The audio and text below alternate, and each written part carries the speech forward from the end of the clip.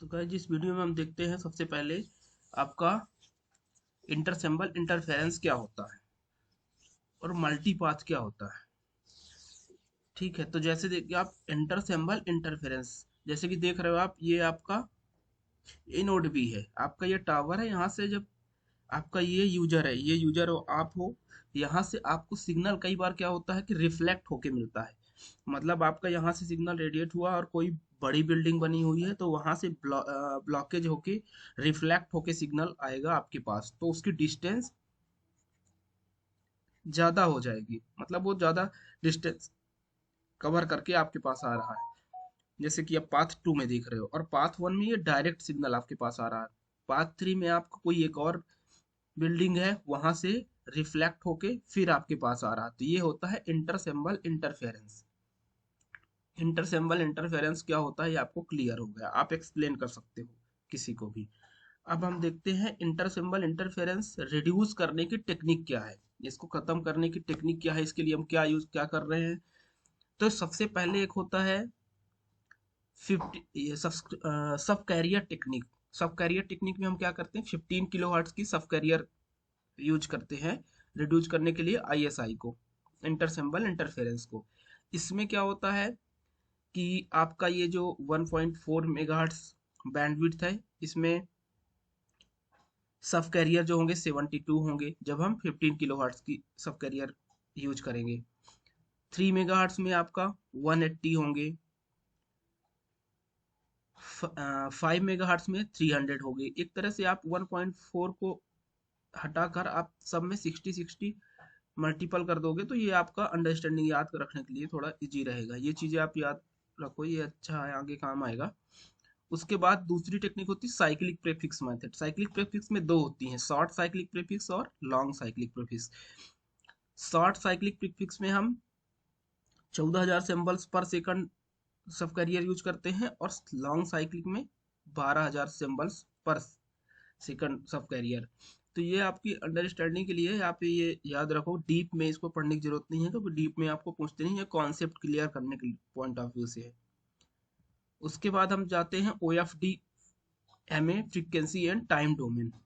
O F D M A जो होता है आपका डाउन लिंक में यूज होता है और S C F D M A आपका अप लिंक में यूज होता है।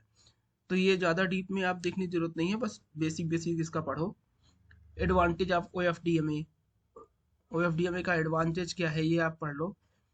और S C F D M A का टेक्नोलॉजी क्या है, S C F D M A में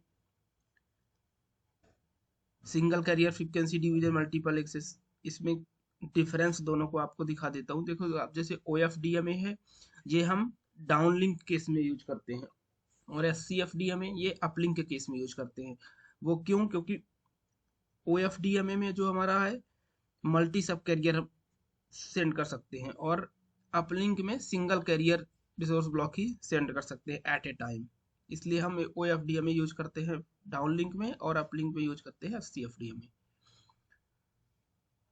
अब यहाँ पे थोड़ा सा आप और डीप में देख सकते हो कि डाउन लिंक में हम O F D M A use कर रहे हैं और अपलिंक में S C F D M A. Power amplifier efficiency is less होती है, critical at base station side, critical. So इसलिए दोनों में डिफरेंस आप समझ जाओगे। और इधर पे क्या होता है, हाई इफिशियंसी पावर होती है amplifier, critical in terms of power consumption, battery life and uplink range. यहाँ से भी थोड़ा सा आप एडवांटेज आप ओ एफ डी में देख सकते हो, दो तीन पॉइंट कि क्यों हम ओ एफ डी में यूज करते हैं। Higher diversity and efficiency of frequency होती है, provide lower interface between cells, better coverage over network. तो ये आपके एडवांटेज हो गया। डिसवांटेज में दो तीन पॉइंट आप याद रख लो। बाकी ये इंटरव्यू में पूछते नहीं है, इतना ही पूछते हैं कि आपको डाउन लिंक में कौन सी फ्रीक्वेंसी यूज करते हो, अप लिंक में कौन सी फ्रीक्वेंसी यूज करते हो। इसलिए मैंने ज़्यादा डीप में एक्सप्लेन नहीं किया इसको क्योंकि टाइम ज़्यादा वेस्ट होता है। सबसे इम्पोर्टेंट पॉइंट में है, सबसे इम्पोर्टेंट पार्ट जो होता है ये, इसमें हम आते हैं एल का फ्रेम स्ट्रक्चर। एल का फ्रेम स्ट्रक्चर ये सबसे इम्पोर्टेंट पॉइंट है। इसमें आपको जहां भी ना समझ में आए आप कमेंट करके आप पूछ सकते हो। इसमें हम देखते हैं, देख रहे हो आप, एक फ्रेम है, ये फ्रेम 0, फ्रेम 1, फ्रेम 2, फ्रेम 3, इस तरह से जो सिग्नल का ट्रांसमिशन होता है। तो फ्रेम जीरो होता है, फ्रेम जीरो कितना होता है, 10 मिली सेकंड का होता है। और एक फ्रेम में कितने सब फ्रेम होते हैं, 10 सब फ्रेम होते हैं, 0 to 9। ये इंटरव्यू में जरूर पूछता है कि एक फ्रेम में कितने सब फ्रेम होते हैं, एक फ्रेम में कितने स्लॉट होते हैं, कितने सिंबल होते हैं। तो ये आप बिल्कुल याद कर लो, पूरा रट लो आप ही इस स्ट्रक्चर को, कि एक फ्रेम है, इस फ्रेम में हम फ्रेम 1 में देख रहे हैं तो कितने सब फ्रेम है आपके, 10 सब फ्रेम है। अब सब फ्रेम, सपोज हमने सब फ्रेम नंबर 2 को ले लिया, तो सब फ्रेम में कितने स्लॉट होते हैं, 2 स्लॉट्स होते हैं। हर सब फ्रेम में 2 स्लॉट्स होते हैं। और उन सब फ्रेम्स में आपके कितने सिंबल होते हैं, 7 सिंबल होते हैं। अब 7 सिंबल यहाँ पे आप देख सकते हो, ये cyclic prefix, O F D M A symbol, O one time slot, 7 OFDMA symbol होते हैं नॉर्मल सीपी साइक्लिक प्रीफिक्स के केस में, और 6 OFDMA सिंबल होते हैं एक्सटेंडेड साइक्लिक प्रीफिक्स के केस में। तो हम नॉर्मल साइक्लिक प्रीफिक्स देख रहे हैं, इसमें 7 सिंबल है। अभी आपको याद हो गया होगा, आप सपोज आपसे पूछता है कोई एक फ्रेम में कितने स्लॉट होंगे, तो आप कैलकुलेट कर सकते हो। एक फ्रेम में आपके कितने सब फ्रेम है, 10, और हर सब फ्रेम में कितने स्लॉट है, 2 2। मतलब एक फ्रेम में आपके 20 स्लॉट्स हो गए। ठीक है। अब ये वहाँ यहाँ पे वही एक्सप्लेन कर रखा है, इसलिए आपको ये मैं एक्सप्लेन नहीं कर रहा, क्योंकि ये चीज़ वही मैं यहाँ पे है जो मैंने आपको एक्सप्लेन कर दिया है। अब type of LDE frame structure कौन कौन से होते हैं, एफडीडी होता है और ये टीडीडी होता है, frequency division duplex and time division duplex. अब एफडीडी फ्रेम स्ट्रक्चर हम देख रहे हैं, तो एफडीडी फ्रेम स्ट्रक्चर में यहाँ पे क्या लिखा है, FDD full duplex system means both downlink uplink transmission happen at same time. अब हम इस समझते हैं इसको। अभी ये आपको नहीं समझ में आया होगा एफडीडी फ्रेम स्ट्रक्चर, इसको हम अब डायग्राम के थ्रू समझते हैं। इसमें देखो आप क्या बोल रहा है कि डाउन लिंक फ्रीक्वेंसी अलग होती है, अपलिंक फ्रीक्वेंसी अलग होती है। ये देखो डाउन लिंक के केस में आपका ये नोड बी से आपका यूई तरफ ट्रांसमिशन हो रहा है, तो ये पूरा डाउन लिंक ही है, डाउन लिंक सारे फ्रेम में आपके डाउन लिंक वाले ही हैं। उसके बाद जब आप देख रहे हो अपलिंक के केस में, तो अपलिंक का इसका, इसमें अपलिंक वाले स्लॉट में सारे अपलिंक वाले ही है। तो ये मेन जो याद रखने वाली चीज है कि एफ, जब कोई पूछ भी लेता है कि एफडीडी और टीडीडी में डिफरेंस क्या होता है, तो ये समझ सकते हैं। ये एक पॉइंट सबसे अच्छा याद करने के लिए है आपको, कि एफडीडी में आपके डाउनलिंक और अपलिंक फ्रेम स्ट्रक्चर्स, डाउनलिंक और अपलिंक सेपरेट सेपरेट होती है, दोनों फ्रीक्वेंसी, डाउनलिंक फ्रीक्वेंसी सेपरेट होती है और अपलिंक फ्रीक्वेंसी सेपरेट होती है। उसके बाद हम टीडीडी फ्रेम स्ट्रक्चर में जाते हैं। तो टीडीडी फ्रेम स्ट्रक्चर में आप क्या देख रहे हो कि एक ये पूरा आपके फ्रेम हो गए। अब सपोज फ्रेम 1 पे देख लो, इसमें क्या है, डाउनलिंक के स्लॉट भी हैं और अपलिंक के स्लॉट भी हैं। ये डाउनलिंक, फिर ये स्पेशल सब फ्रेम, फिर अपलिंक, फिर डाउनलिंक, डाउनलिंक, फिर स्पेशल सब फ्रेम। स्पेशल सब फ्रेम क्या होता है, मतलब आपका यहाँ पे डाउनलिंक है, उसको स्विच करने के लिए अपलिंक से स्पेशल सब फ्रेम यूज किया जाता है। ये आपका डाउनलिंक पीटीएस होता है, अपलिंक पीटीएस होता है, और ये गार्ड पीरियड होता है आपका। तो ये दोनों के फ्रेम स्ट्रक्चर एफडीडी और टीडीडी के आपको पूरी तरह से समझ में आ गए हैं।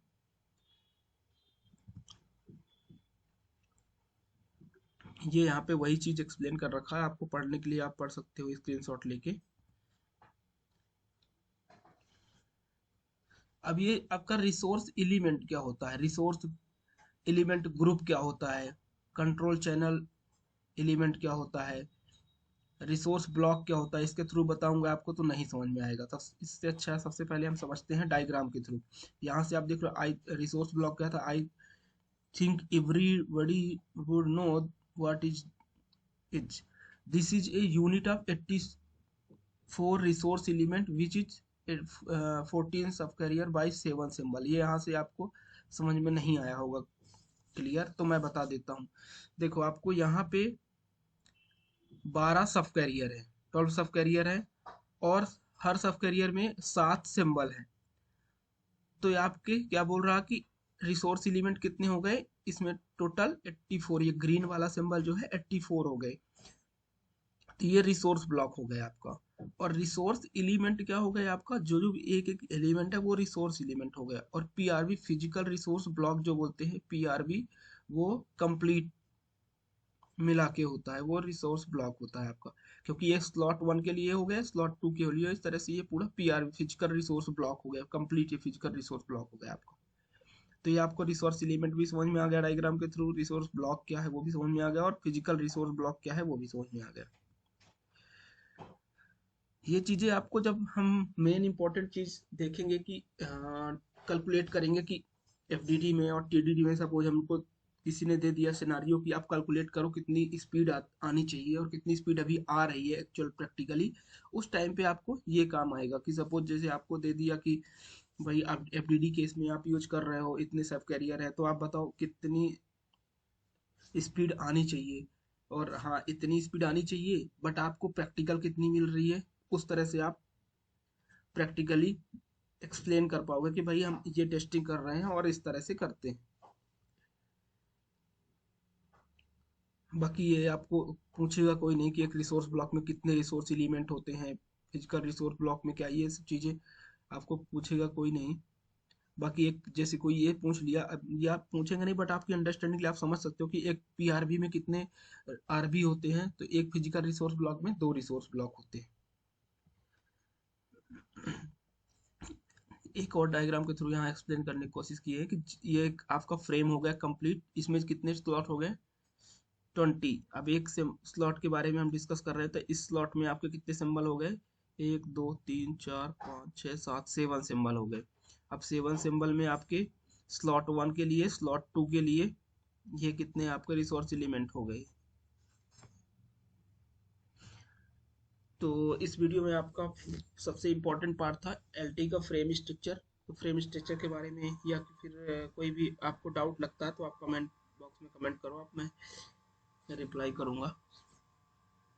Okay, thank you guys.